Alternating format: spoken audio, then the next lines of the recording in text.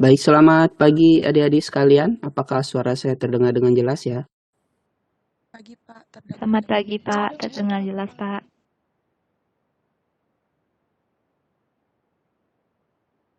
Oke. Oke adik-adik, jadi hari ini kita akan membahas ya topik dari mata kuliah botani ya, mengenai sistem klasifikasi tumbuhan dan kunci determinasi serta pengenalan beberapa family jenis tumbuhan yang memiliki peran penting dalam bidang kefarmasian ya. Jadi selama 50 menit ke depan saya coba bawakan materi ini, tapi karena materinya cukup banyak ya adik-adik ya, semoga bisa, tapi jika tidak mencukupi, mohon nanti silakan adik-adik baca secara mandiri, dicermati ya. Tapi ini slide-nya sudah saya buat cukup lengkap ya. Tapi jika adik-adik membutuhkan pustaka lain, silakan dibaca juga di pustaka yang lainnya. Oke.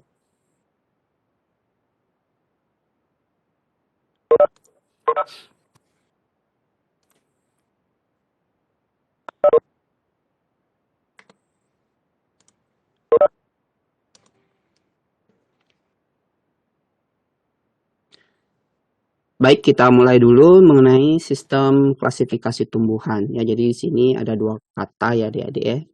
Maaf, 3 kata, yaitu sistem klasifikasi dan tumbuhan. Jadi namanya suatu sistem, ya ini merupakan suatu apa ya namanya ya, konsensus ya, atau disetujui oleh segenap pihak ya untuk dijadikan suatu acuan ya. Kemudian di sini ada klasifikasi yaitu penstrataan, kemudian ada tumbuhan, di mana kita bicara tentang botani tentu kita bicara tumbuhan ya.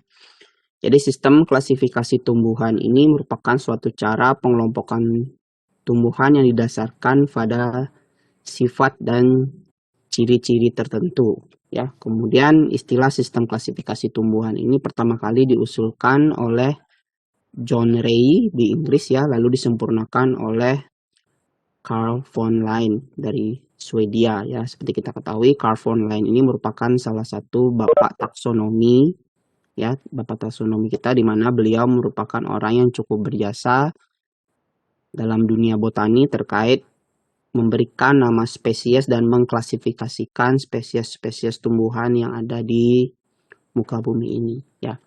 Perlu juga saya sampaikan bahwa ini terkait dengan sistem ya, maka yang namanya sistem itu bisa saja sewaktu-waktu bisa berubah ya adik-adik ya, sesuai dengan perkembangan peralatan ilmu pengetahuan yang kita miliki, maka sistem ini bisa saja berubah kemudian diatur ulang sedemikian rupa sehingga menjadi suatu sistem yang baru dan digunakan atau dikonsensuskan secara internasional seperti itu. Nah, lalu apa tujuan dilakukannya klasifikasi ini ya adik-adik? Yang pertama itu adalah mengelompokkan tumbuhan berdasarkan persamaan ciri-ciri yang dimiliki seperti itu. Jadi dengan adanya sistem klasifikasi kita akan mempermudah mengelompokkan seperti itu ya. Kemudian yang kedua adalah mengetahui ciri-ciri suatu jenis tumbuhan untuk membedakannya dengan tumbuhan jenis lain. Ya, bisa saja kita menemukan 2 buah tanaman begitu ya yang sangat identik ya, tapi dia memiliki nama spesies yang berbeda, sehingga kita bisa menelaah lebih lanjut apa sih yang membedakannya, apakah dari tingkat morfologinya, anatominya, atau bahkan fisiologinya seperti itu ya. Kemudian tujuan yang ketiga itu adalah mengetahui hubungan kekerabatan ya. Jadi dengan adanya sistem klasifikasi ini ya, spesies-spesies atau jenis-jenis tumbuhan yang berada pada satu takson yang sama ya, baik itu pada genus, family gitu, kemungkinan besar dia memiliki hubungan kekerabatan ya. Artinya mungkin dia berasal dari satu nenek moyang yang sama sedemikian rupa, kemudian dia mengalami evolusi ya, kemudian hasil dari evolusinya itu diturunkan oleh kepada keturunannya dan bersifat ajeg begitu ya, maka spesies tadi itu bisa dikatakan dia memiliki kekerabatan seperti itu. 2 spesies hasil evolusinya itu bisa dikatakan memiliki kekerabatan seperti itu ya. Misalnya kalau adik-adik menemukan tanaman piper beetle, kemudian piper nigra ya, dari nama genusnya saja kita sudah tahu bahwa dia adalah piper ya. Jadi mungkin saja kedua tumbuhan ini yaitu sirih dan merica ini dia memiliki hubungan kekeluargaan dari nenek moyangnya seperti itu, karena dia memiliki beberapa kesamaan ciri seperti itu yang bisa kita telaah dari morfologinya maupun dari anatominya. Kemudian tujuan yang keempat itu adalah memberi nama tumbuhan yang mungkin belum diketahui namanya atau belum memiliki nama, seperti itu ya. Jadi misalnya adik-adik gitu suka eksplorasi, observasi gitu ya, mencari jenis tumbuhan baru, kemudian menemukan suatu jenis tumbuhan ya, spesimen baru gitu ya, dan ternyata belum pernah adik-adik temukan gitu ya, dia ini namanya apa ya, nama daerahnya juga tidak ada, seperti itu ya. Jadi dengan adanya sistem klasifikasi ini kita bisa menelaah mulai dari kingdomnya, kemudian family-nya, genus, hingga adik-adik bisa menemukan spesiesnya. Nah, bila ternyata di spesies itu ternyata dia tidak ada, maka mungkin saja spesimen yang ditemukan itu merupakan jenis tumbuhan baru, seperti itu. Jadi adik-adik bisa memberinya nama sesuai dengan kaidah-kaidah kebotanisan, seperti itu. Nah, namanya sistem klasifikasi ya. Jadi ini dia sifatnya terus berkembang ya adik-adik ya, sesuai dengan perkembangan ilmu pengetahuan yang dimiliki oleh manusia yang berkembang seperti itu ya. Jadi sistem klasifikasi ini sejak awal itu diperkenalkan perkembangannya ya. Yang pertama itu ada sistem alami, kemudian ada sistem buatan atau artifisial, kemudian ada sistem modern yaitu filogenetik. Nah, lalu apa bedanya? Kita akan bahas satu persatu ya adik-adik ya.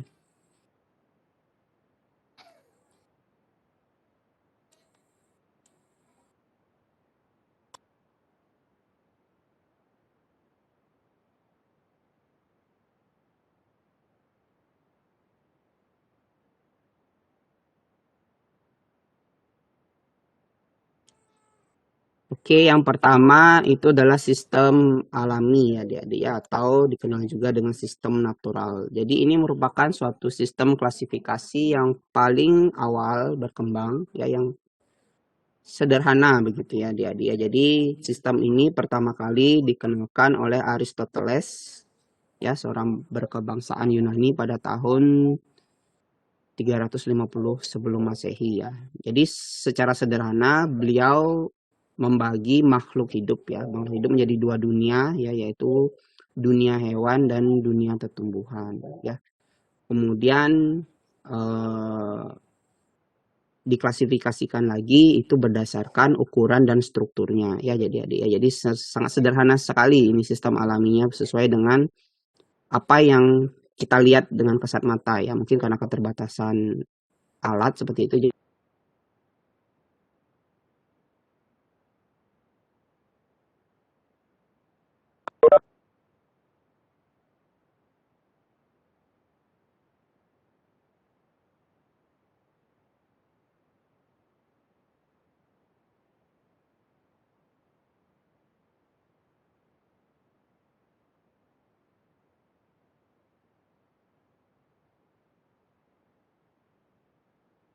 Makhluk hidup itu masih terbatas juga. Kemudian yang kedua, ini yang lebih modern, yaitu sistem buatan atau sistem artifisial. Nah, sistem klasifikasi ini pertama kali dikenalkan oleh Bapak Carvolline ya, atau lebih kita kenal sebagai Carolus Linnaeus atau Linnaeus ya. Jadi beliau adalah seorang ahli botani berkebangsaan Swedia, dan beliau dinobatkan ya atas jasa-jasanya di bidang taksonomi, sehingga diberikan nama sebagai Bapak Taksonomi ya. Jadi banyak sekali spesies tumbuhan yang kita kenal sekarang itu penamaan binomialnya itu adalah berasal dari sistem yang diterapkan oleh si Linnaeus ini. Jadi jangan heran adik-adik kalau misalnya adik-adik menuliskan nama spesies suatu tumbuhan, kemudian di belakangnya itu ada huruf L ya, seperti itu, atau Lin gitu ya. Nah, itu merupakan singkatan dari nama beliau, yaitu Linnaeus ya, itu namanya author ya. Jadi menurut beliau, sistem yang beliau kembangkan itu didasarkan pada persamaan dan perbedaan struktur tubuh dari makhluk hidup, dengan cara-cara yang dilakukan itu adalah yang pertama dengan mengamati dan meneliti makhluk hidup, yaitu kita lihat persamaan dari ciri dan struktur tubuh luar maupun ciri struktur tubuh dalam dari berbagai makhluk hidup yang beliau temukan. Kemudian apabila ada yang memiliki ciri struktur tubuh yang sama atau mirip, itu dijadikan satu kelompok, begitu ya. Kemudian apabila ditemukan ciri yang berlainan, maka dia akan dikelompokkan tersendiri, seperti itu. Kemudian ketika dalam satu kelompok pertama ini sudah terbentuk, kemudian ditelaah lagi ciri-ciri yang membedakan anggota-anggota dari satu kelompok ini, sehingga dia akan menjadi atau dimasukkan ke dalam kelompok-kelompok yang lebih kecil ya, sehingga terbentuklah strata-strata, kelas-kelas atau takson-takson dari sistem klasifikasi ini. Nah, oleh Linnaeus, tingkatan klasifikasi yang beliau gunakan itu seperti ini ya adik-adik ya.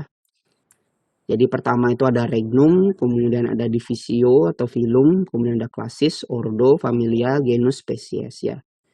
Jadi semakin turun ya adik-adik ya, semakin turun ini jumlah kelompoknya itu akan semakin banyak adik-adik ya. Jumlah kelompoknya akan semakin banyak, tapi anggota kelompoknya semakin turun itu akan semakin sedikit. Paham ya? Jadi kingdom itu tentu jumlahnya hanya ada satu, yaitu plantae. Kemudian kalau dari filum itu mungkin akan terbagi lagi menjadi mungkin 2 sampai 3 kelompok. Kemudian dari 2-3 kelompok ini masing-masing kelompok itu akan dibeda-bedakan lagi berdasarkan kelas-kelasnya, sehingga ini jumlah kelompoknya tentu akan menjadi lebih banyak. Tapi anggota dari tiap kelompoknya itu akan semakin sedikit ya. Karena dia memiliki kesamaan ciri yang semakin banyak nantinya, sehingga kita akan sampai pada tingkat spesies, di mana tingkat spesies ini tentu jumlah spesies itu akan sangat banyak sekali, kelompok spesies itu akan banyak sekali, tapi anggota dari spesies itu hanya ada 1 sampai 2 ya. Mungkin bisa juga dia dibedakan lagi menjadi varietas, misalnya seperti spesies apa ya yang di kampus sering diteliti, yaitu ubi jalar ya misalnya. Kalau ubi jalar itu spesiesnya kan Ipomea batatas gitu ya, Ipomea batatas. Nah, tentu spesies yang memiliki nama Ipomea batatas itu hanya ada 1 adik-adik. Jadi jumlah kelompoknya hanya ada 1, tapi dari perkembangan ternyata itu ada varietas-varietas lainnya lagi ya. Misalnya ubi jalar yang ungu umbinya, kemudian ubi jalar yang warna kuning umbinya seperti itu, tapi dia tetap memiliki nama spesies yang sama, yaitu Ipomea batatas hanya saja karena ada sedikit perbedaan gitu ya, sehingga dia masuk ke dalam varietas yang berbeda seperti itu. Ya, jadi semakin turun itu kesamaan cirinya semakin sama ya, anggota kelompok dari tiap kelas atau takson ini adalah semakin sedikit, tapi jumlah kelompoknya itu akan semakin banyak ya. Kemudian yang lebih modern itu adalah sistem klasifikasi filogenik atau filogenetik ya. Nah, sistem klasifikasi filogenik atau filogenetik ini itu berkembang setelah dicetuskannya teori evolusi oleh Charles Darwin ya adik-adik ya. Jadi dengan teori evolusi ini sistem klasifikasi itu mulai mengkaitkan antara kesamaan ciri atau sifat dari suatu spesimen atau spesies itu ya dengan hubungan kekerabatannya ya. Jadi sistem ini dikembangkan itu disusun berdasarkan jauh dekatnya kekerabatan antara takson yang satu dengan takson yang lainnya. Jadi dengan adanya sistem ini itu bisa menjelaskan adanya persamaan dan perbedaan morfologi, anatomi dan fisiologi itu akibat adanya hubungan kedekatan kekerabatan pada jalur evolusi ya. Ini yang dikembangkan oleh Charles Darwin seperti itu adik-adik. Nah, seperti yang saya sampaikan tadi ya, bahwa sistem klasifikasi ini adalah sistem yang dibuat oleh manusia menurut pengetahuan dan perkembangan teknologi yang ada masa itu ya adik-adik, sehingga seiring berkembangnya ilmu pengetahuan dan alat yang kita miliki ya, pengetahuan yang kita miliki, maka sistem ini akan berubah secara terus-menerus ya. Nah, di sini saya rangkum itu dari salah satu sumber yang saya temukan. Ya adik-adik ya, dari sejak awal sistem klasifikasi ini dibentuk hingga yang tercatat itu sampai tahun 2015 itu cara mengklasifikasikan makhluk hidup itu berubah-ubah adik-adik ya. Dari yang paling sederhana itu pada masa Linnaeus, jadi hanya dikenal dua kingdom saja ya, jadi yaitu hewan dan tumbuhan, yaitu animalia dan vegetabilia. Nah, setelah kita mulai memiliki alat yang namanya mikroskop gitu ya, jadi kita mulai bisa melihat makhluk-makhluk yang memiliki sel uniseluler atau multiseluler tapi ukurannya masih kecil gitu ya. Maka sistem klasifikasi ini pun dia mulai berkembang ya, sehingga tidak lagi hanya ada kingdom tumbuhan ya dan binatang, tapi juga mulai ada protista, yaitu hewan-hewan yang bersel sederhana. Kemudian berkembang lagi, kita mulai bisa melihat inti sel begitu ya. Ternyata makhluk hidup itu ada yang memiliki inti dinding inti, kemudian ada yang tidak memiliki membran inti sih, begitu ya. Sehingga berubah lagi sistem klasifikasinya, ada yang prokariota dan ada yang eukariota seperti itu. Jadi dengan semakin berkembangnya teknologi yang kita miliki, maka sistem klasifikasi ini pun akan berubah seperti itu. Seperti bisa adik-adik simak seperti ini ya. Jadi ada yang mengklasifikasinya menjadi 4 kingdom, kemudian 5 kingdom, kemudian 6 kingdom seperti itu. Jadi di sini mulai ada fungi. Jadi kita bisa membedakan antara pelantai dengan fungi ya, apa bedanya? Ternyata pelantai itu dia memiliki klorofil, sementara fungi itu tidak. Seperti itu ya. Padahal dulunya kita menganggap bahwa fungi itu adalah masuk ke kategori pelantai atau tumbuhan ya.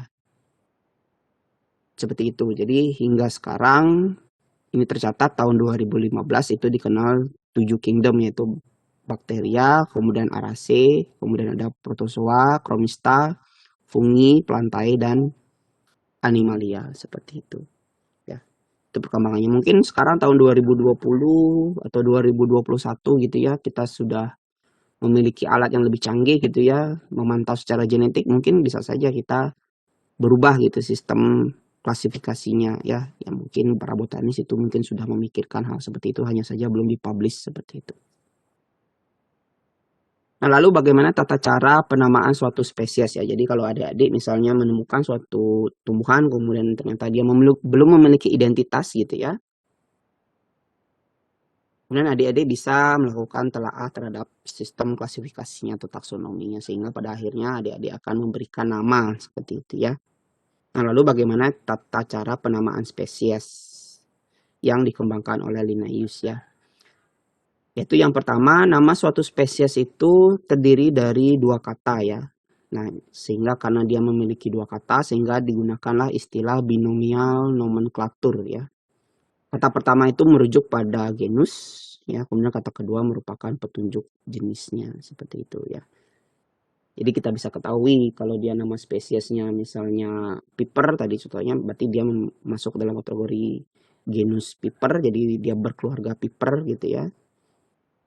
Kemudian spesiesnya bisa saja banyak ya, bisa piper beetle, piper retrofactum, kemudian piper nigrum seperti itu. Kemudian yang kedua, ketentuan cara penulisan spesies itu adalah huruf pertama pada genus itu wajib ditulis dengan huruf kapital ya, sedangkan huruf pertama pada petunjuk jenis atau kata yang kedua itu ditulis dengan huruf kecil. Nah, ini perlu diperhatikan ya adik-adik ya. Mungkin nanti adik-adik akan praktikum gitu ya di kampus, kemudian membuat jurnal atau membuat laporan, atau ketika adik-adik menyusun skripsi sekalipun, itu mohon diperhatikan tata cara penulisan spesies ini. Karena sampai sekarang pun ketika saya melakukan uji skripsi ya pada kakak-kakak tingkat kalian, itu masih banyak yang sedikit keliru tentang cara penulisan nama spesies dari tumbuhan yang mereka teliti pada skripsinya seperti itu ya. Terkait dengan penulisan ini, huruf besar, huruf kecil, kemudian dimiringkan ya, seperti yang ini, ketentuan yang nomor 3 ini. Jadi nama spesies itu menggunakan bahasa Latin atau yang dilatinkan, misalnya Bambusa spinosa, yaitu artinya adalah bambu yang berduri ya. Jadi spinosa ini adalah spine yang artinya duri ya, kemudian dilatinkan menjadi spinosa. Kemudian Carica papaya ya. Nama spesies ini wajib dicetak miring atau diberi garis bawah secara terpisah atau dicetak dengan huruf yang berbeda dengan teks yang lainnya seperti itu. Ini contohnya adik-adik ya. Jadi ditulis miring maka penulisannya adalah seperti ini. Bambusa spinosa ditulis miring. Atau jika kalian tulis tangan dan tidak bisa membuat tulisan miring, kalian bisa memberikan garis bawah ya. Tapi garis bawahnya ini wajib terpisah ya antara genus dengan penamaan jenisnya. Jadi tidak disambung garis bawahnya ini ya. Karikanya satu garis, papayanya pun satu garis seperti itu. Ya, itu wajib ketentuannya. Kemudian apabila nama tumbuhan ini terdiri dari dua kata, ya, maka kata kedua dan berikutnya harus digabung dan diberi nama penghubung. Misalnya yang mungkin sudah adik-adik kenal yaitu adalah tanaman kembang sepatu. Itu nama ilmiahnya adalah Hibiscus rosa sinensis. Nah, rosa sinensisnya ini bisa digabung seperti ini penulisannya yaitu rosa sinensis. Atau bisa dipisahkan yaitu rosa strip sinensis seperti itu. Jadi wajib penamaan spesies itu adalah hanya dua kata saja. Karena ini dia menggunakan petunjuk jenisnya ada dua kata lagi sehingga totalnya menjadi 3 itu tidak boleh adik-adik ya. Jadi harus digabungkan seperti ini rosa sinensis atau diberikan tanda penghubung strip seperti ini. Ya. Kemudian yang ketujuh ketentuannya apabila nama hewan terdiri dari 3 kata dan nama tersebut bukan nama spesies melainkan nama subspesies ya atau anak jenis, jadi ada takson yang lebih rendah lagi dari spesies ya, namanya misalnya varietas seperti itu ya. Yaitu nama yang taksonnya di bawah tingkat spesies maka ditulis terpisah ya. Contohnya itu adalah Felis maniculata domestica yaitu kucing rumah atau kucing peliharaan. Jadi sesungguhnya jenis kucing yang dikenal ya sesuai dengan taksonominya itu mungkin adalah Felis maniculata ya adik-adik ya. Felis maniculata, tapi karena sudah mulai dipelihara kemudian dia sifatnya jinak gitu ya sehingga dia menjadi varietas yang jinak yaitu diberikan nama varietas yaitu varietas domestica seperti itu. Jadi nama spesies aslinya itu adalah Felis maniculata, kemudian subspesiesnya itu adalah domestica seperti itu.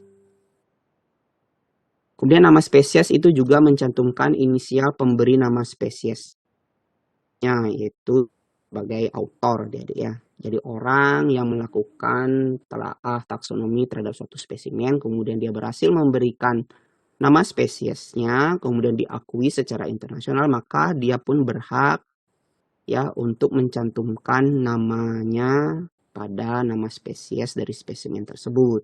Ya, contohnya di sini jagung yaitu Zeamais. Jadi Zeamais ini diklasifikasikan dan ditetapkan nama spesiesnya oleh si Linnaeus tadi ya, bapak taksonomi kita itu tadi ya, sehingga dia diizinkan untuk memberikan inisial L pada belakang dari nama Zeamais ini ya. Yang memberi nama jagung yaitu adalah Linnaeus, jadi L. Mungkin selain L itu ada banyak sebenarnya dari autornya, tergantung dari isi orang yang mengklasifikasikannya ya. Ada Rox, kemudian ada Mark, seperti itu, banyak lah untuk autornya ini. Mungkin adik-adik kalau misalnya berhasil gitu ya menamakan suatu spesies baru ya bisa saja adik-adik menempelkan nama adik-adik di belakangnya seperti itu ya. Misalnya tanaman apa gitu belakangnya isiin nama kalian gitu ya.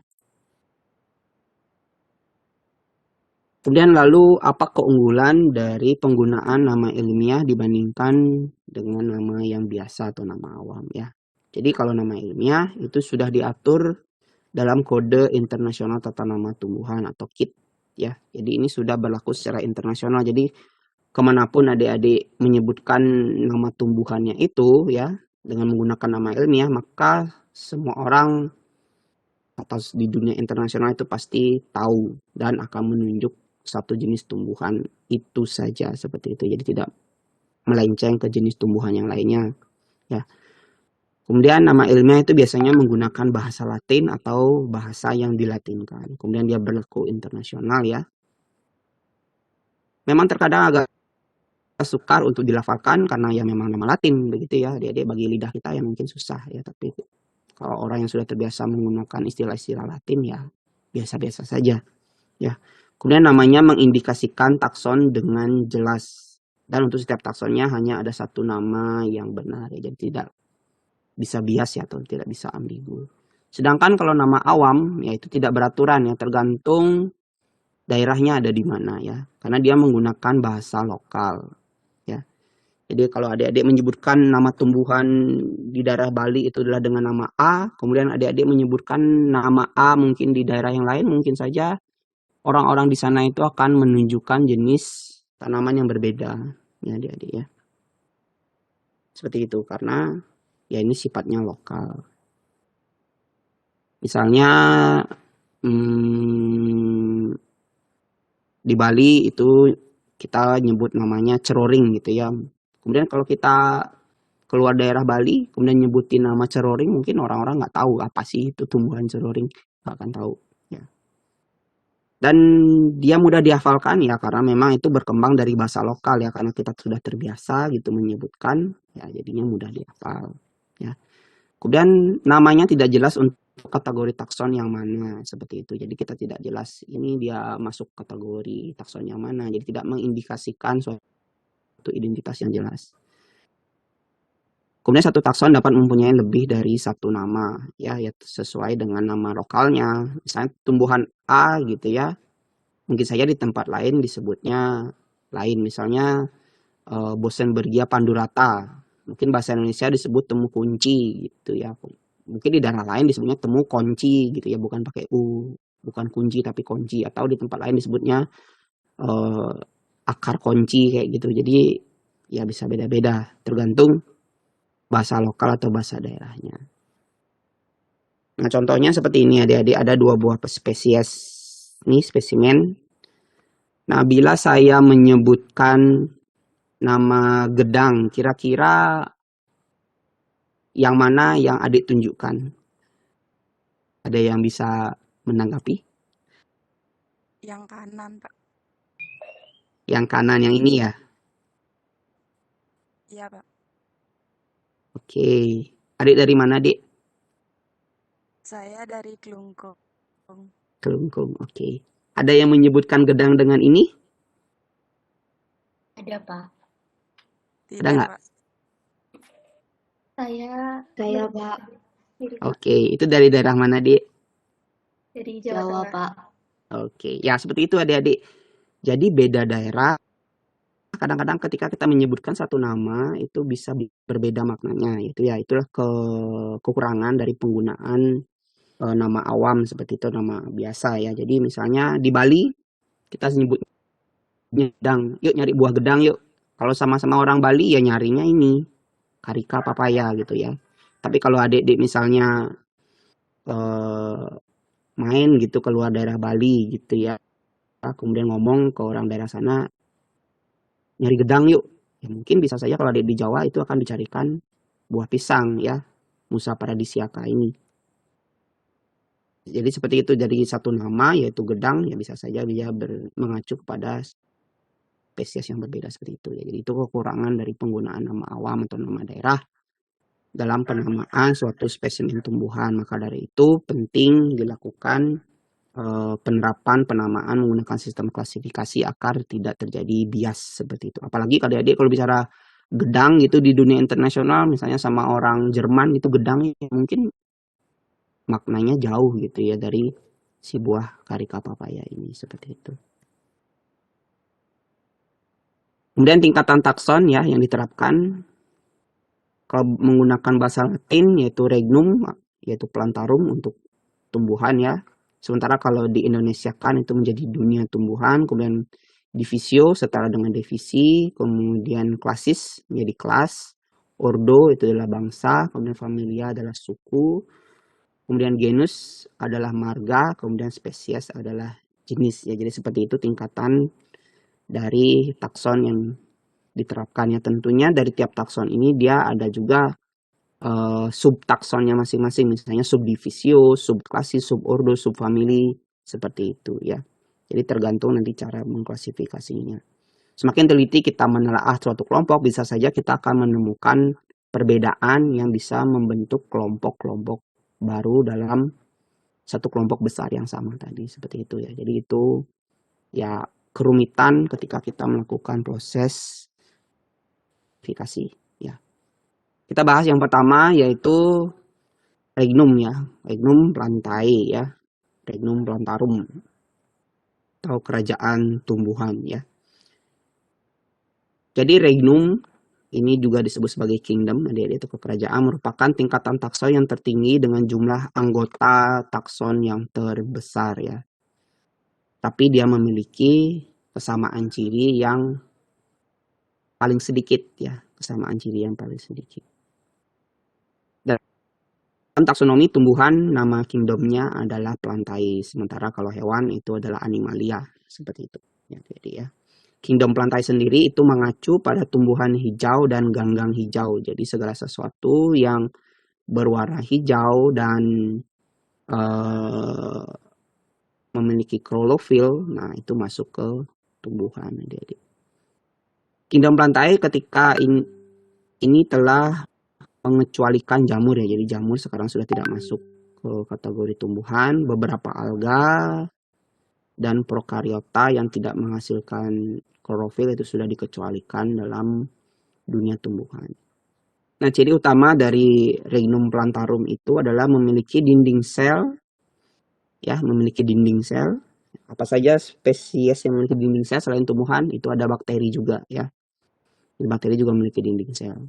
Kemudian pembedanya lagi adalah yang mengandung selulosa dan mendapatkan energinya terutama dari cahaya matahari melalui fotosintesis di kloroplasnya. Jadi itu adalah batasan untuk spesies atau spesimen tertentu yang bisa dimasukkan ke dalam Regnum plantarum ya.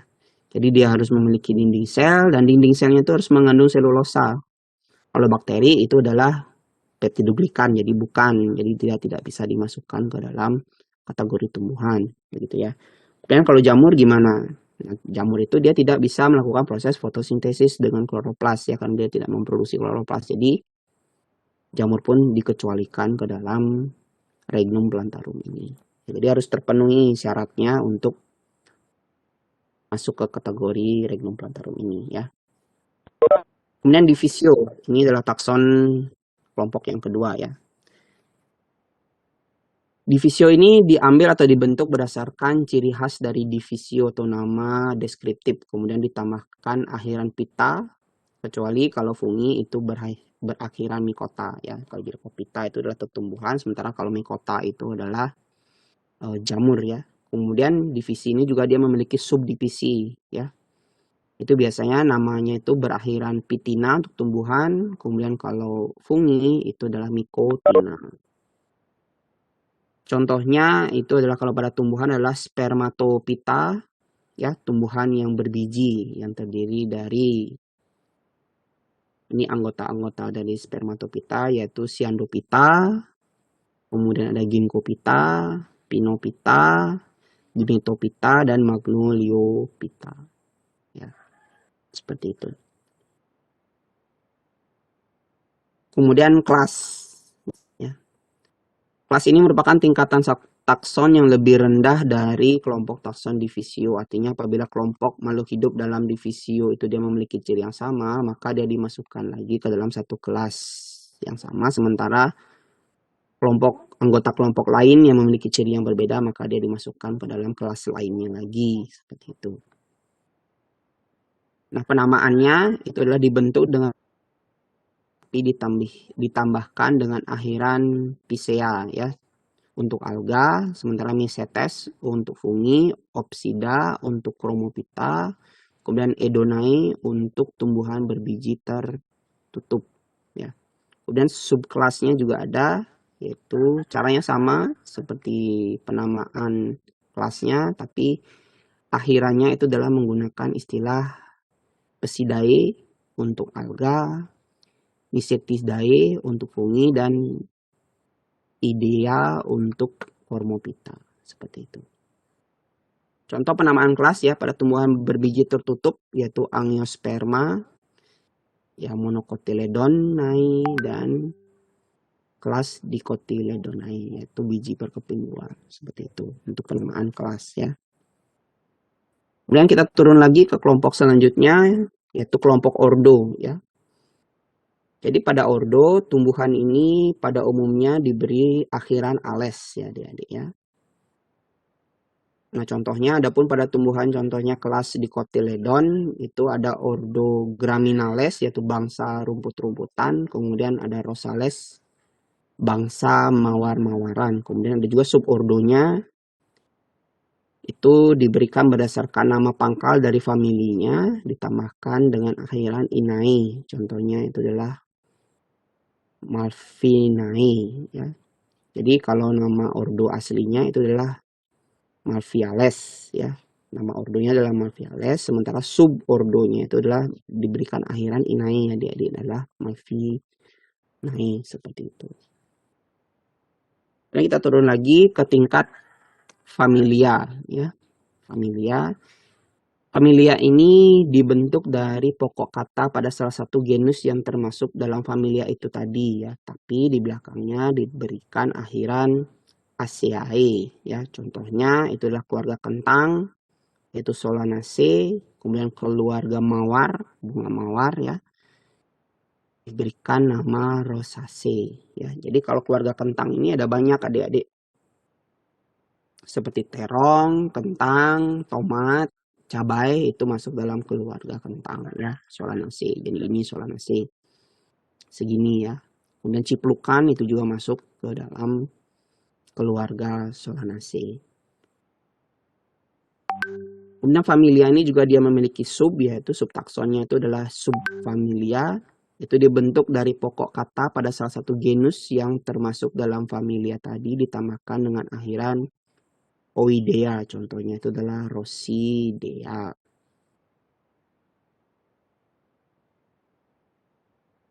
Kemudian kita masuk ke kelompok takson yang lebih rendah lagi, yaitu genus ya. Genus ini ketika penulisannya itu menggunakan huruf kapital ya, seperti sudah saya sampaikan di awal tadi ya. Dan ditulis dengan miring atau ditulis tegak dengan garis bawah ya. Contohnya pada tumbuhan yaitu rosa, yaitu marga mawar, kemudian marga anona, yang itu yang termasuk adalah sirsak dan serikaya ya, seperti ini. Jadi ini adalah marga dari anona itu tadi. Kemudian solanum ya, marga terong-terongan. Di solanum itu ada kentang, ada tomat ya, kemudian ada apalagi ya, kalau cabai dia sudah beda lagi dia ininya genusnya, tapi dia masih masuk ke dalam familia yang sama. Kemudian kita turun lagi ke tingkatan spesies ya. Spesies ini merupakan suatu kombinasi ganda yang terdiri dari nama genus yang tadi diikuti dengan petunjuk spesiesnya. Bila petunjuk spesies terdiri dari dua kata, harus diberikan nama penghubung. Contohnya tadi sudah ya, contoh lainnya itu adalah Atropa belladonna. Dan ada juga nama taksonomi di bawah spesies ya, disebut juga dengan intraspesifik takson. Jadi kalau kita menemukan ciri khas dalam satu kelompok spesies itu seperti tadi contohnya Ipomea batatas, ternyata ketika kita nanam Ipomea batatas atau ubi jalar itu ternyata ada yang umbinya berwarna ungu, kemudian ada yang umbinya warna kuning. Nah itu kita masuknya adalah ke bagian bawah dari spesies, yaitu intraspesifik taksonnya. Nah, intraspesifik takson ini merupakan kombinasi nama spesies dan merupakan petunjuk intraspesifik. Contohnya itu adalah pada tumbuhan Saxifraga icebone sub. Nah, ini subspesiesnya adalah Forma sterculosa.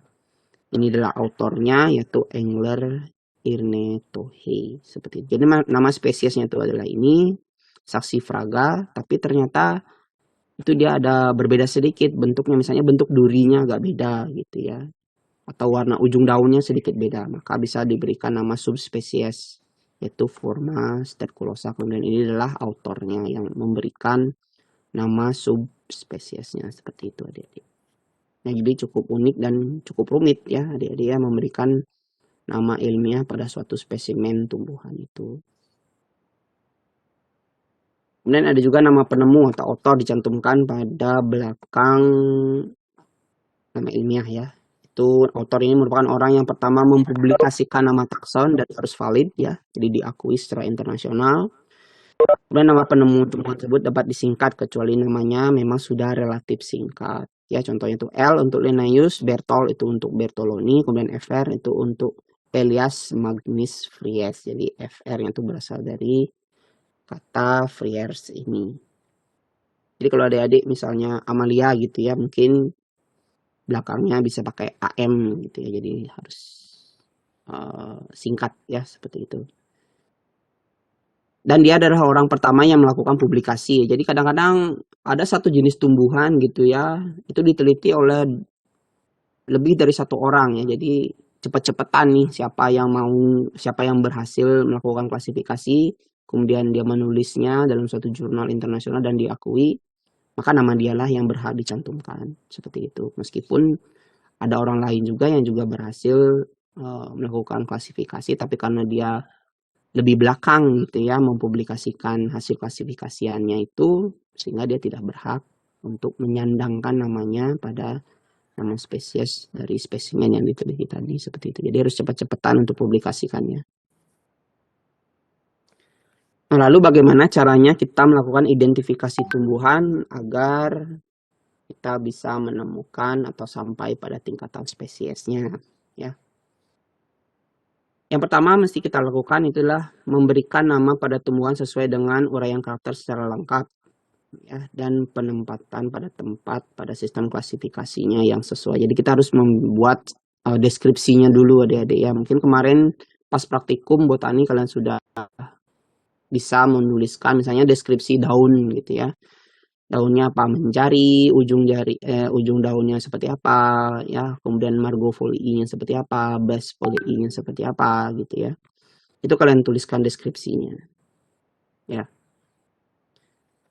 Jadi deskripsi itu atau petelaan itu mencakup uraian karakteristik, bisa berupa karakter, bisa berupa sifat tumbuhan secara lengkap ya. Jadi secara lengkap lalu ditulisnya, tidak boleh ada yang tertinggal deskripsinya. Deskripsi ini masuk kategori sifat atau karakter dan ciri-ciri ya. Jadi deskripsi itu ada beda, ada sifat atau karakter dan ciri.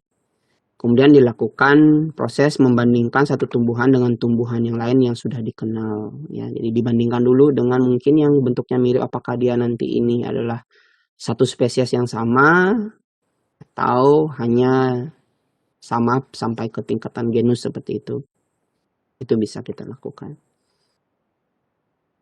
Nah, cara melakukan identifikasi ya itu berdasarkan pengalaman atau ingatan adik-adik. Jadi kalau adik-adik seorang botanis itu ya sudah ahli gitu, sudah terbiasa gitu melakukan klasifikasi, tentu dia bisalah membedakan atau mengingat oh ini masuknya takson apa seperti itu. Atau misalnya kita yang masih awam, kita bisa melakukan mencari pertolongan ahli ya, taksonom. Kemudian bisa juga kita lakukan pembandingan dengan spesimen acuan ya menggunakan herbarium. Kemudian bisa juga kita merujuk pada pustaka. Nah, pustaka ini itu ada namanya adalah monografi ya atau flora istilahnya kalau di botanis ya. Jadi dalam monografi dan flora ini itu tersedia deskripsi dan kunci determinasi serta gambarnya ya. Jadi kalau adik menemukan suatu spesimen tumbuhan, itu kalau kalian baca-baca di sini akan tersedia deskripsinya. Apakah deskripsi dari tumbuhan yang adik-adik temukan itu sama dengan deskripsi yang disampaikan pada monografi atau flora ini? Nah, jika sama, itu kemungkinan yang kita lihat adalah spesies yang sama. Kemudian kita bisa cocokkan gambarnya ya, apakah sama bentuknya atau tidak, seperti itu. Nah, lalu apa bedanya antara sifat dengan ciri ya, sifat, karakter, dan ciri? Jadi sifat itu adalah pertanda yang mengacu pada bentuk atau susunan terstruktur ya, seperti bentuk daun, apakah daunnya menjari, seperti itu ya. Kemudian tata letak daunnya seperti apa ya.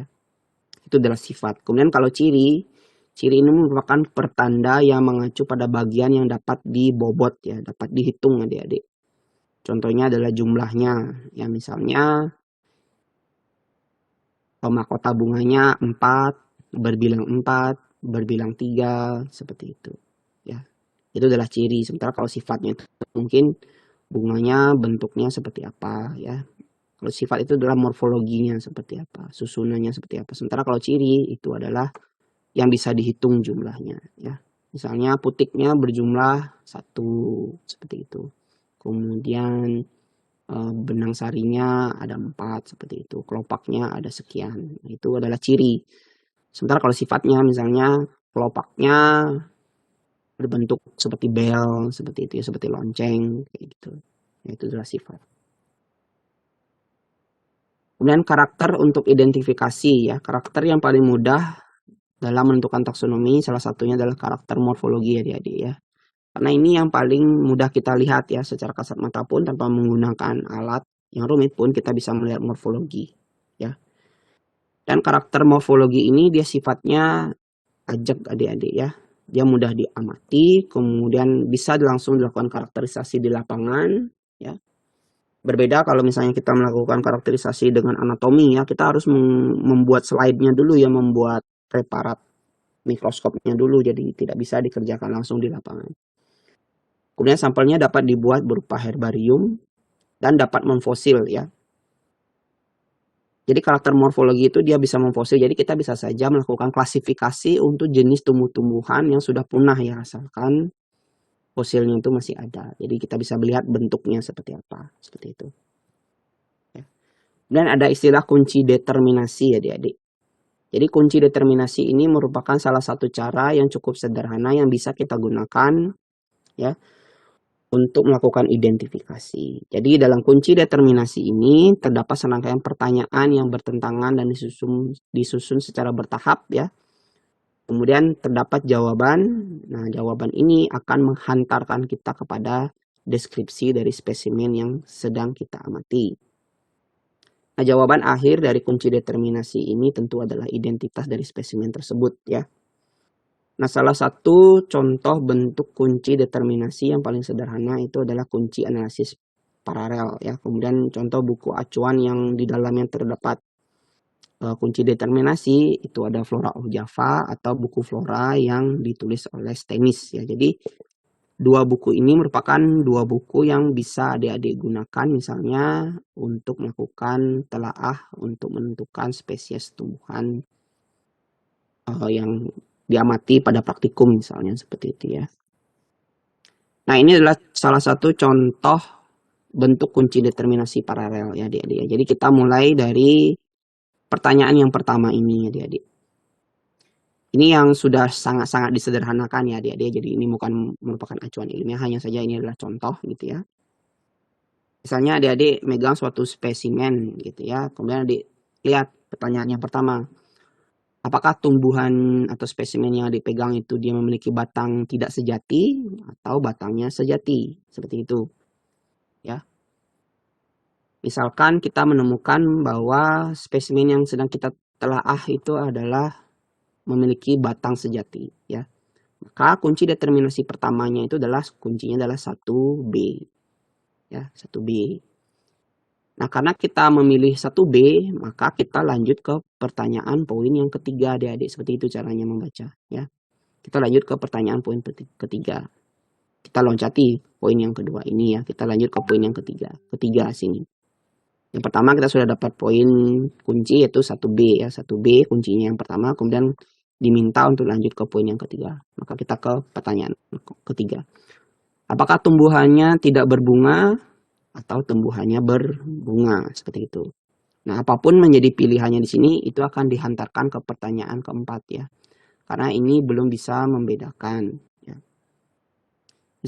Misalkan kita pilih dia adalah tumbuhan yang berbunga, maka kunci determinasi yang keduanya itu adalah 3B seperti itu. Jadi tadi kuncinya sudah 1B, kemudian 3B.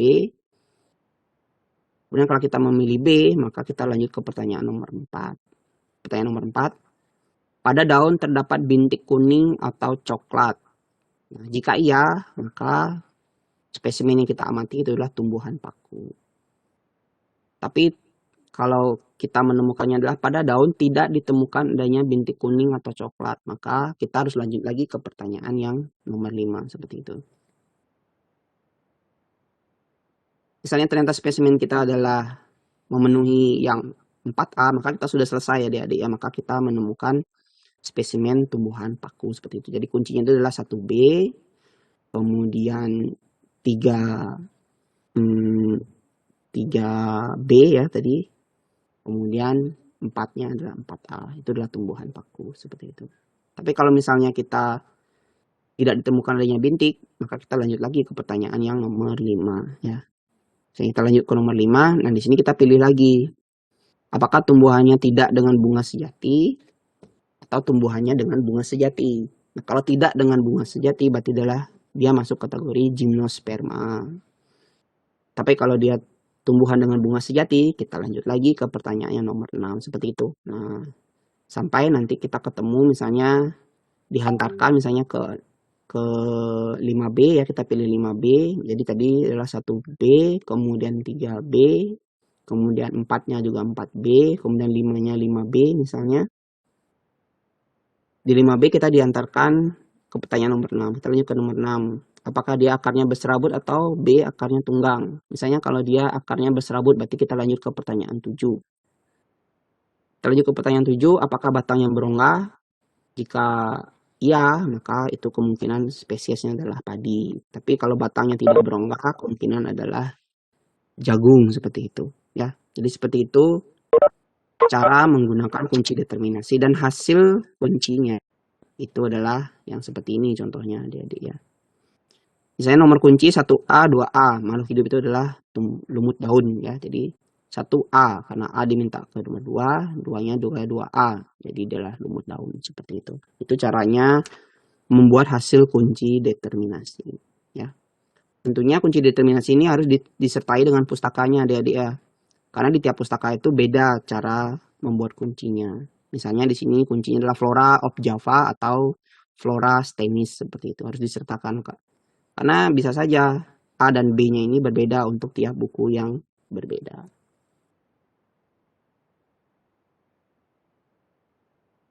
Waktunya masih ada ya?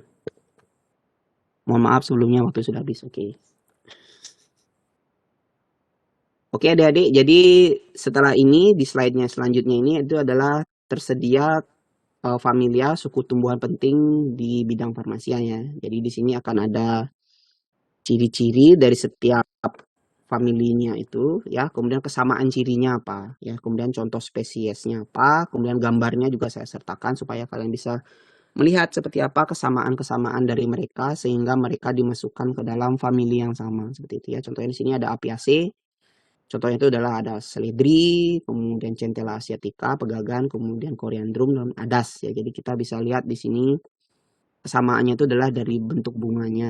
Nah, gitu ya. Jadi dia karena inilah dia dimasukkan ke dalam satu familia yang sama ya. Begitu juga dengan famili-famili yang lainnya ya. Bisa adik-adik telaah di sini, bisa disimak ya. Apa cirinya ya, seperti ini cirinya. Kemudian contohnya apa ya. Bisa kalian baca-baca nanti ya. Ini cukup banyak saya berikan di sini, mohon dipelajari karena ini ya memang nanti harus dikeluarkan pada saat ujian ya adik-adik ya. Mohon dibaca dan dipahami. Oke, mungkin karena waktunya memang sudah habis. Jika ada pertanyaan bisa disampaikan kepada Korma ya. Atau ada yang mau nanya satu orang mungkin silahkan.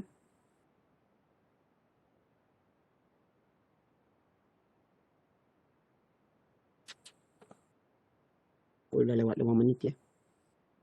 Oke, mungkin sesi pertanyaannya saya skip ya. Mungkin nanti kalau ada pertanyaan boleh tanyakan ke saya via Korma tadi ya. Silakan ya adik-adik ya. Nanti slide-nya ini pun akan saya berikan kepada Korma untuk kalian baca-baca. Oke. Jadi untuk pertemuan hari ini saya tutup ya adik-adik ya. Selamat pagi.